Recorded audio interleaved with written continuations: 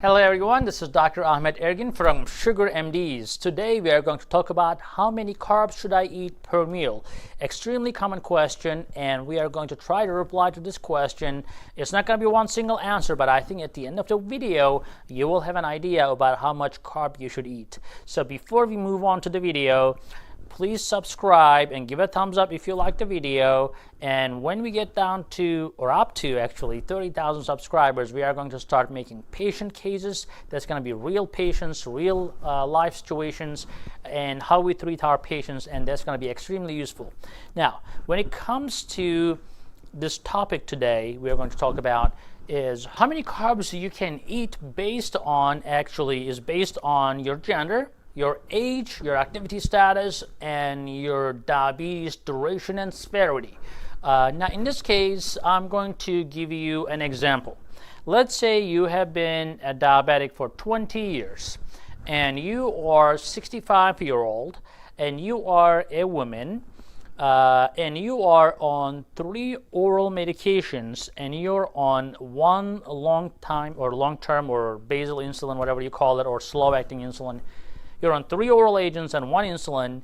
You're 65, you're inactive, you have hip problems, you have joint problems, you are generally sitting at home, you're really not doing anything much, and you're on medications, and you are around 230 pounds. I would consider that an obese. So in this case, how many carbs should you eat, right? My answer to that is very little. Very little, because you're going to be, I can imagine you as being very insulin resistant, and anytime you eat very little carbs, you are going to skyrocket. Now, when I say very little, what I mean by that? I mean maybe 20 to 30 grams of carbs per meal, and that's very generous.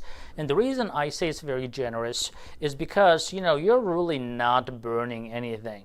Yes, I know, if you may want to eat more, that's the only thing you enjoy nowadays, and I understand that. But if you want to eat more carbs, you're going to need more medications. And sometimes more medications may mean more side effects, but we have a lot of ways, especially at Sugar MDs, we have different ways to help our patients. But if you want to use medications in addition to what you're already on, then I would suggest, you can go up to maximum. And that's maximum 45 grams of carbs for a woman at that stage, and you may end up needing insulin as well. Of course, we have a lot of non-insulin medications we can use, but depending on your activity level, again, we have an exercise video. Check it out. It's there.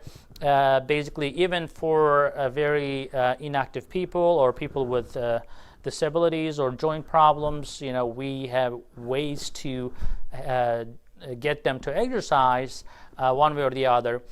But if you're really not exercising, you're really looking for 20 to 30 grams of carbs, and if you want to force it, 45 grams max. So it is very hard to tell these patients not to eat any carbs. They're just not going to listen.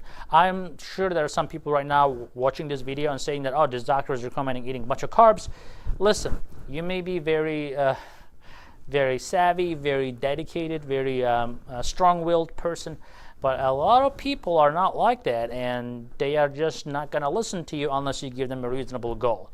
So that's my job, to get my patients. So I may start with them 45 grams, I may get them to goal, get them some motivation, and then we can try to cut their carbs even more.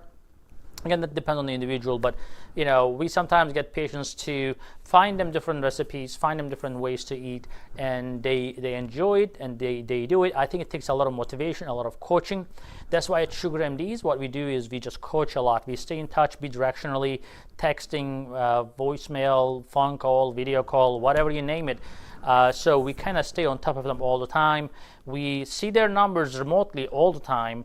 That's another thing, without having them to do anything, just that they do a finger stick or use a CGM, and we can see their number all the time. So that's why our patients do really well. Now, I call this accountability. When people feel accountable, they feel supported, motivated, then they do well. But anyway, so next thing is I'm going to give you another example. A man who has a very active job, a very physical job, and he is 35. He has type 1.5 diabetes. He is on one long-acting insulin and 2 oral agents. So type 1.5 diabetics do not end up on insulin right away. So though this individual is doing well. And he also goes to gym 5 times a week, and he works out 1 hour on those 5 days. So I tell this individual that, my conservative goal for you could be as low as 30 grams of carbs if you want to go really low carb and reduce the number of medications. But if you are very active and you're working out, you must have carbohydrates. This is what your muscles are burning. If you do not eat any carbs, you're going to have significant fatigue with exercise. And exercise has many benefits. I know there are a lot of keto people out there, and they think that the carbs are poison for you. That's not true. You have to have some healthy carbs in your body to make sure that you have enough fuel source for your exercise, because exercise will help your cholesterol, etc. Those people who eat fat all the time and not exercise, I don't think they're looking for a very great heart outcome or great cholesterol. But the bottom line is, you want to have some healthy carbs, minimum 30 grams if you're very active and exercising 5 times a week and so forth. But if you are really athletic and you're early diabetic and you are physically active, and you can try eating 45 up to 60 grams for a man like that, and you can still be very fit, you can still be controlling your blood sugars very well, even if you have diabetes, just because you are physically very active. So my limit for a man who is active, it will be 60 grams to 75 tops. For a woman, my maximum carbohydrate recommendation is 45 grams. Again, that depends on, you're looking for, from a carbohydrate eating standpoint, you're looking for a percentage of total caloric intake. So if you want to be on the low carb side, you may go down to 30% of your total calories. If you want to be on the more, more generous side, because you're physically active, you may go up to 35-40% of your total calories as carbs. Again, the basic thing to understand if you want to keep your blood sugar under control is eating healthy carbs and being physically active. So if you're not physically active, then your goals are down to 15-20 grams for women and less than, I would say 45 grams for sure for men. And 60 to 75 is for men who are very, very active. So again, like let's say you're a 60-year-old man, retired, you're mostly at home, especially with this virus going on, you're not doing anything, you don't want to go outside, etc. Although you can exercise at home, but this is a good excuse not to exercise, right? So if you're not exercising, if you're not doing much, and you're already overweight or obese, then you should really not eat more than 45 grams at all. And if you want to really control your diabetes with less medications, then you should go 30 grams or below per meal. Again, you can find a lot of carbohydrate alternatives for eating. So you can definitely avoid things with flour and high carb. Actually, if you avoid refined sugars and carbohydrates that are in the market today, you will have much limited options from natural sources. So it's going to be much less effect on your blood sugars.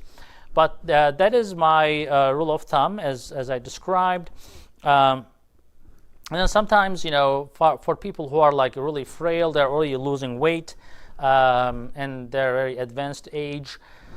As we discussed in the previous video, I'm not super strict with their blood sugars. I let them go to 150 in the morning, up to 200 after meals for those older individuals, and I don't restrict them too much because they don't have a good appetite to begin with. Cancer patients, for example, we limit their carbohydrates because sugar really drives your cancer cells.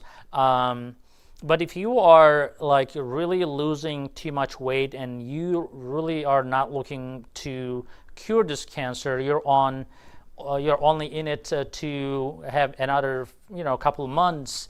Really, there's no point of torturing these people with low carbs. I just tell them, hey, if your cancer doctor said that the chances of recovery from this cancer is nothing, then maybe just enjoy your life. If you have metastases all over your body and you're already on chemo, you don't even have an appetite, I'm not going to give you a diet. That's just stupid to begin with.